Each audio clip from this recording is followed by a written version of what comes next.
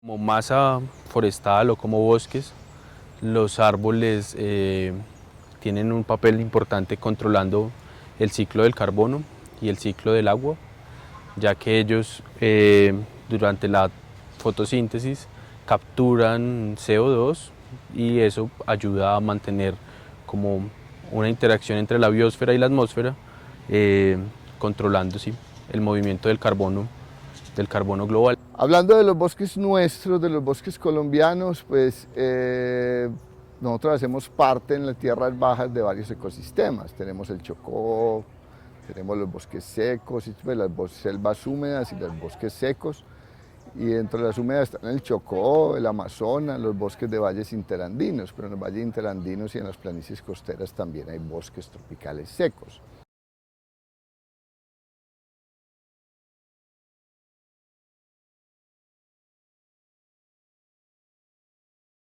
Cuando hablamos de cambio climático muchas veces pensamos como en el incremento en temperatura promedio, pero pues asociado a eso también hay una mayor variación y los eventos extremos, o por ejemplo tardes, imaginémonos como un evento extremo, una tarde soleada, hay tardes soleadas que llegan a alcanzar en un sitio de montaña que tiene un promedio de temperatura, por ejemplo Otámesis, que tiene un promedio de temperatura de unos 22, 21 grados, puede llegar a tener picos de temperatura al mediodía de 37 hasta 40 grados.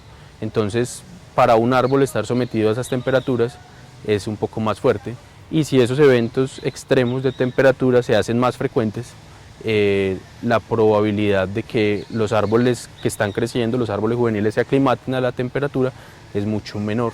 Entonces, ese es como uno de los principales efectos o de las principales causas, se podría decir, de que los árboles de montaña no se adapten al incremento en temperatura. Los bosques húmedos también han sufrido mucho por el efecto de la acción de la deforestación, por ejemplo en los ecosistemas andinos, donde están localizadas las grandes ciudades. Entonces, en los ecosistemas andinos se estima que aproximadamente el 30%, yo diría que menos, de la vegetación original aún persiste, ¿cierto? O aún existe en nuestros ecosistemas. Y finalmente los bosques del Pacífico, los bosques del Chocó, digamos que por su inaccesibilidad o su poco desarrollo de infraestructura, en ciertas áreas la deforestación ha sido más baja, pero la degradación de esos bosques es muy alta. La degradación en muchos casos genera emisiones en términos de carbono tan altas casi como la deforestación.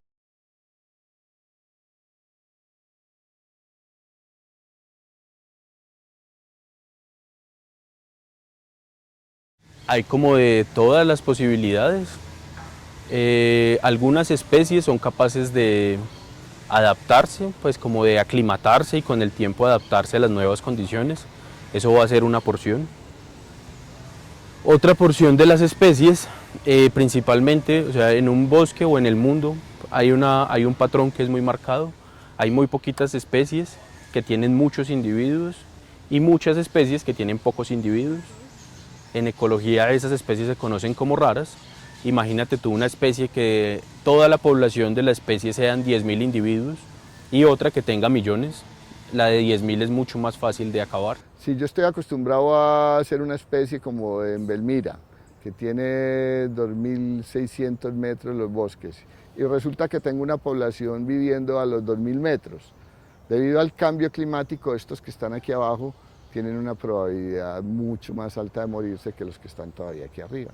Entonces eso hace que haya una transformación sistemática en los bosques y que eso se convierta en flujos de carbono. Una preocupación o una pregunta importante es como si esos ecosistemas nuevos van a ser capaces de regular el agua y mantener los caudales de las quebradas como lo estamos viendo hoy, ¿cierto? Esa es una gran pregunta que necesitamos saber y que se necesita como no solo desde la parte de la ciencia, sino entenderlo y realmente llevarlo como a planes de manejo.